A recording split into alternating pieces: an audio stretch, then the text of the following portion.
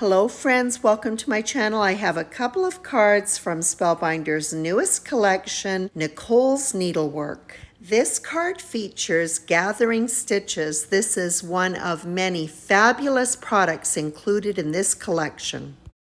This die set includes the embroidery hoop and a sweet rainbow to decorate it. There are 3 other sets that can be used with this embroidery hoop or as standalones: Faux Embroidered Pumpkin, Faux Embroidered Stockings, and Faux Embroidered Spruce. I'll be posting some cute cards with these sets on my blog at bonniecarolee.com a little bit later. There's a fair amount of die cutting to do with this card, so I'm happy to sit at my workstation and work with my compact Scout Platinum machine. I'm going to be using an inlaid technique for the embroidery hoop designs. The rainbow die is perfect for this technique as it only die cuts alternating arches. Rainbow die was used to cut pink cardstock. I've left just a couple of arches in there that I'm going to be using, and I'm placing the embroidery fabric die from the hoop over top so I can create some pretty texture on the arches.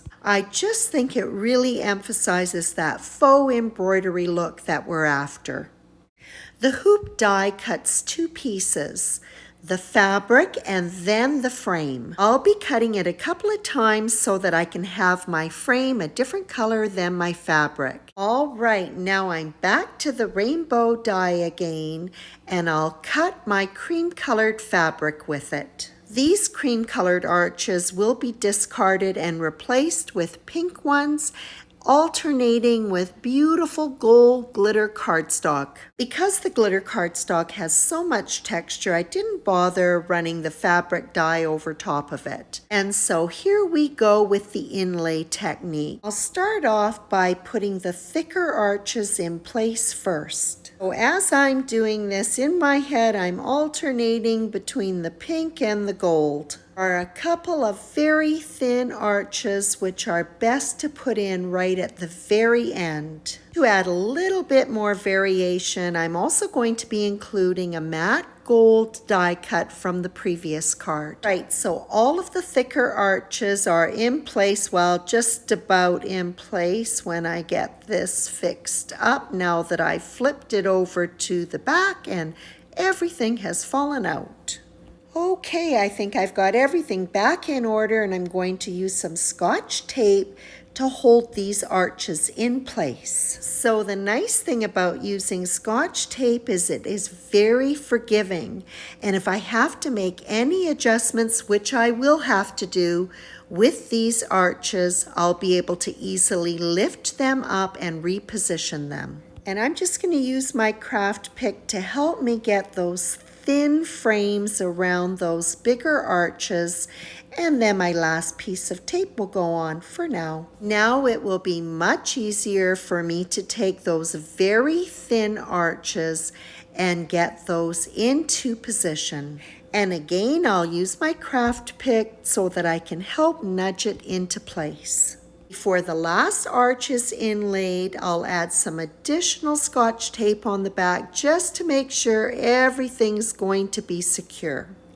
Then I can fit that in. I like to start right at one end point and then follow the arch all the way around. One of my gold ones is a little bit off, so you can see how easily I can just lift it up, and then it can be repositioned again, pushing that one end point up against the edge and putting it into position. And of course, more Scotch tape to make sure everything's secure. I really love these pretty little arch details that are added to the rainbow. I'm die cutting them from pink cardstock along with some pink roses. The pink arches will be going on top of the gold arches. I think these look super sweet and are the perfect finishing touch. I'm using the same matte gold cardstock that was used to cut one of the arches to cut the embroidery hoop bracket.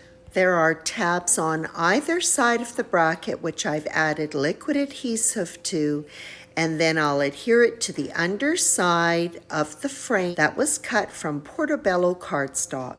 Typically when I make a card, I'll do all of my die cutting on the onset. Because I'm working with smaller dies, I'm using the Scout Platinum Compact Die Cutter. It is so easy to do my die cutting right at my workstation that I find that I'm die cutting as I go. The Hugs is from Everyday Sentiments, and it's being die cut from both pink cardstock and foam. To stack it, I'll leave the foam die cut intact, add some adhesive, and then place the cardstock one on top. The foam die cut will be slightly recessed, making it easy to line up. And now for the last little bit of die cutting, the greenery and leaves will be cut from mint green cardstock, and then I'll take the die for the embroidery hoop and cut it from foam. When cutting cardstock, I'll roll it backwards and forwards through the die cutter, but when I cut foam, I only do one pass because it can stretch a bit. I won't be using the foam frame. I'll go ahead and adhere my rainbow to the foam die cut. And I'll pop that under a little bit of weight until the adhesive dries. The embroidery hoop is adhered to cream colored cardstock that has been cut to 4¼ inches by 5½ inches. The foam backed fabric die cut is adhered to the center of the frame, making sure that the bottom of the rainbow is level. I'll be creating a floral spray that will sit at the bottom of the rainbow. To get started, I like to use glue dots when I make floral arrangements, and so that's placed directly in the center right below it. And I'll just alternate those mint green leafy sprigs on either side of the glue dot and build up a base. The glue dot is only intended to hold things into position, and I will go in afterwards with some liquid adhesive and just make sure that everything is good and secure. The length on some of the sprigs is trimmed down so that they will be staggered as the arrangement is built. And when that's complete, I'll just add some little dots of glue and add those pretty pink roses. I've reserved the 2 larger roses for the center of the arrangement. Before they go on, I'll first flip them over and add a couple of leaves to the backs of them. Then I'll adhere one of them just off center and tuck in an additional leaf. Then the second rose is put in place, slightly overlapping the other one. Card front is adhered to an A2 size card base. I've die cut some small little flowers out of gold cardstock that I'll add to the mint green stems. These will be used to create a little bouquet that will sit at the top of the embroidery hoop. And to balance out these gold flowers, I am going to go ahead and add gold centers to the roses. Create the bouquet, the flowers will be layered onto each other, offsetting them and adhering them by the stems. And I'll finish up these little gold flowers with cream-colored centers. Bouquet will be nestled into some embroidery thread, so I'm placing another glue dot, and then I'll take some very soft pink embroidery thread and just loop it around, catching the glue dot to hold it into position. I make several loops to build it up. And then I'll add a small dollop of glue right to the center of it and put my bouquet on top. I had a couple of gold dot detail die cuts left over, and I added those in and thought, oh, those would be great embellishments. So I got the die out and I cut some more. The die will cut 4 at a time, and they are of various sizes, and I think I ended up cutting 3 sets of them.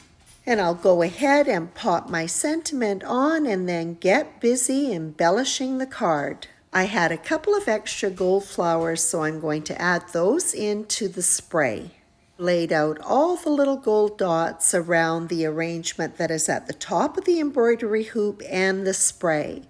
And honestly, you do need a jewel picker to deal with these little itty bitty die cuts. I often think about the tools that I use consistently when I make cards, and the jewel picker is definitely at the top of the list. Here is the finished card alongside the first card that I made as kind of a trial run of this textured inlaid technique. Spellbinders Nichols Needlework Collection is so sweet and beautiful. I just love it. The gathering stitches die set with the embroidery hoop can be the foundation for some of the other die sets found in this collection, but of course they can be used independently as well. Hope you enjoyed this video, and as always, I appreciate your visit.